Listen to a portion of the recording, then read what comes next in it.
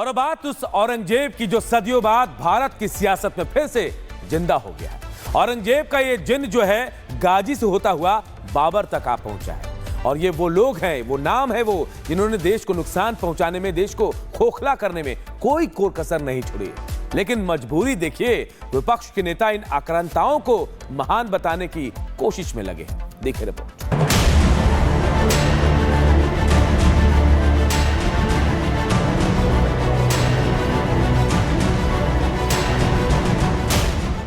सनातन को जड़ से मिटाने की कसम खाए बैठा था क्रूर औरंगजेब। एक के बाद एक उसने सैकड़ों भव्य मंदिरों को तोड़ा और मस्जिद की शक्ल दी। औरंगजेब वही था जिसने काशी विश्वनाथ, सोमनाथ, मथुरा और अयोध्या जैसे दिव्य स्थलों को दूषित किया, खंडित किया। 1679 में हिंदुओं पर जजिया लगाया था। लाखों हिंदुओं और सिखों को तलवार के बल पर इस्लाम अपनाने को मजबूर किया था। जिहादी सोच के औरंगजेब ने छत्रपति शिवाजी महाराज के बेटे छत्रपति संभाजी महाराज पर बर्बरता की सारी हदें पार कर दी। अब क्रूरता की सच्चाई सामने आ रही है तो कुछ लोगों को मिर्ची खूब लग रही है। हैरानी की बात है कि हिंदुस्तान के क्रूर मुगल के पैरोकार मुखर होकर उसकी पैरवी करते हैं। ये वही चंद लोग हैं जो सनातन के विरोधी हैं। संसाधनों पर पहला अधिकार मुसलमानों का बताने वालों से संरक्षण पाते हैं और सियासत में जानबूझकर औरंगजेब को जिंदा कर देते हैं। औरंगजेब को मैं बिल्कुल क्रूर शासन नहीं मानता। औरंगजेब की मजार हटाना, यहीं पर वो करना, आपकी हिम्मत होगी तो हटाओ। जो लोग अभी भी इन आक्रांताओं को अपना आदर्श मानते हैं, अगर इन्हें अपने वजूद के लिए थोड़ी भी शर्म महसूस होती हो, इनको इंडोनेशिया के राष्ट्रपति के द्वारा दिए गए बयान का स्मरण करना चाहिए, जब उन्होंने कहा था कि अगर हमारा डीएनए कभी जांचा जाएगा तो भारतीय निकलेगा। औरंगजेब को जिंदा करने वाले सियासी बयानवीरों में से एक समाजवादी पार्टी के सांसद रामजीलाल सुमन है। रामजीलाल सुमन ने संसद में बाबर को लेकर ऐसा बयान दिया था, जिसके बाद राजनीतिक गलियारों में मुगल शासकों पर बहस छिड़ गई। विवाद बढ़ा तो सपा सांसद उल्टे पांव माफी मांगते नजर आए।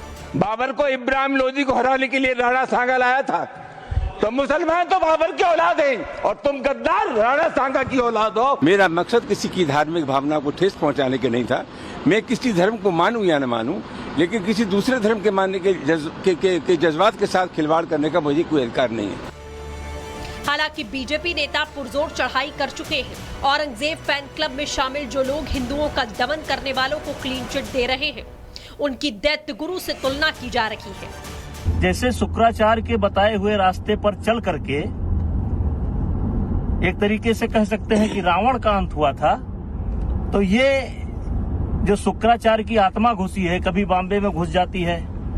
अब देखिए, अच्छा भला चल रहा था, अब सुमन साहब कई बार के सांसद हैं, उनमें घुस गई और वो बड़े इतिहास के जानकार हैं। औरंगजेब ने बहुत लंबे अरसे तक इस देश पर शासन किया। आपका मरे हुए को जिंदा करोगे तो भूत हो जाएगा भूत। रामजीलाल सुमन एक वरिष्ठ नेता हैं, पढ़े लिखे नेता हैं और देश के महापुरुषों के विषय में इस तरह के उद्गार बहुत लज्जाजनक, बहुत ही कष्टकर।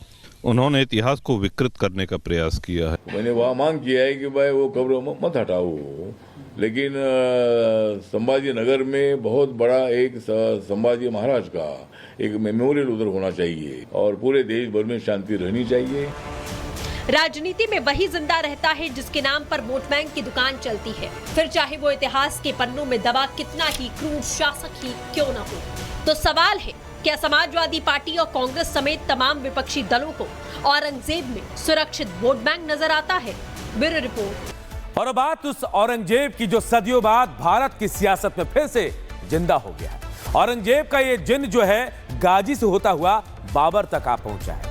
और ये वो लोग हैं, वो नाम है वो, जिन्होंने देश को नुकसान पहुंचाने में, देश को खोखला करने में कोई कसर नहीं छोड़ी।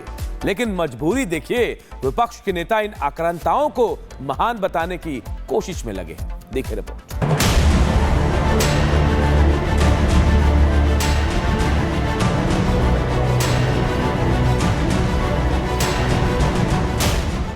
सनातन को जड़ से मिटाने की कसम खाए बैठा था क्रूर औरंगजेब। एक के बाद एक उसने सैकड़ों भव्य मंदिरों को तोड़ा और मस्जिद की शक्ल दी। औरंगजेब वही था जिसने काशी विश्वनाथ, सोमनाथ, मथुरा और अयोध्या जैसे दिव्य स्थलों को दूषित किया, खंडित किया।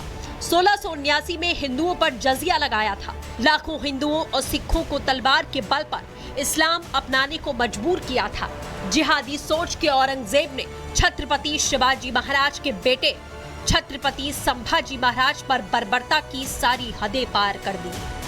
अब क्रूरता की सच्चाई सामने आ रही है तो कुछ लोगों को मिर्ची खूब लग रही है। हैरानी की बात है कि हिंदुस्तान के क्रूर मुगल के पैरोकार मुखर होकर उसकी पैरवी करते हैं। ये वही चंद लोग हैं जो सनातन के विरोधी हैं। संसाधनों पर पहला अधिकार मुसलमानों का बताने वालों से संरक्षण पाते हैं और सियासत में जानबूझकर औरंगजेब को जिंदा कर देते हैं। औरंगजेब को मैं बिल्कुल क्रूर शासन नहीं मानता। औरंगजेब की मजार हटाना, यहीं पर ना वो करना, आपकी हिम्मत होगी तो हटाओ। जो लोग अभी भी इन आक्रांताओं को अपना आदर्श मानते हैं, अगर इन्हें अपने वजूद के लिए थोड़ी भी शर्म महसूस होती हो, इनको इंडोनेशिया के राष्ट्रपति के द्वारा दिए गए बयान का स्मरण करना चाहिए, जब उन्होंने कहा था कि अगर हमारा डीएनए कभी जांचा जाएगा तो भारतीय निकलेगा। औरंगजेब को जिंदा करने वाले सियासी बयानवीरों में से एक समाजवादी पार्टी के सांसद रामजी लाल सुमन है। रामजी लाल सुमन ने संसद में बाबर को लेकर ऐसा बयान दिया था, जिसके बाद राजनीतिक गलियारों में मुगल शासकों पर बहस छिड़ गई। विवाद बढ़ा तो सपा सांसद उल्टे पांव माफी मांगते नजर आए। बाबर को इब्राहिम लोदी को हराने के लिए राणा सांगा लाया था, तो मुसलमान तो बाबर की औलाद हैं और तुम गद्दार राणा सांगा की औलाद हो। मेरा मकसद किसी की धार्मिक भावना को ठेस पहुंचाने के नहीं था। मैं किसी धर्म को मानूं या न मानूं, लेकिन किसी दूसरे धर्म के मानने के जज्बात के साथ खिलवाड़ करने का मुझे कोई अधिकार नहीं है। हालांकि बीजेपी नेता पुरजोर चढ़ाई कर चुके हैं। औरंगजेब फैन क्लब में शामिल जो लोग हिंदुओं का दमन करने वालों को क्लीन चिट दे रहे हैं, उनकी दैत्य गुरु से तुलना की जा रही है। जैसे शुक्राचार्य के बताए हुए रास्ते पर चल करके एक तरीके से कह सकते हैं कि रावण का अंत हुआ था, तो ये जो शुक्राचार्य की आत्मा घुसी है, कभी बॉम्बे में घुस जाती है। अब देखिए, अच्छा भला चल रहा था, अब सुमन साहब कई बार के सांसद हैं, उनमें घुस गई और वो बड़े इतिहास के जानकार हैं। औरंगजेब ने बहुत लंबे अरसे तक इस देश पर शासन किया। आपका मरे हुए को जिंदा करोगे तो भूत हो जाएगा, भूत। रामजी लाल सुमन एक वरिष्ठ नेता हैं, पढ़े लिखे नेता हैं, और देश के महापुरुषों के विषय में इस तरह के उद्गार बहुत लज्जाजनक, बहुत ही कष्टकर।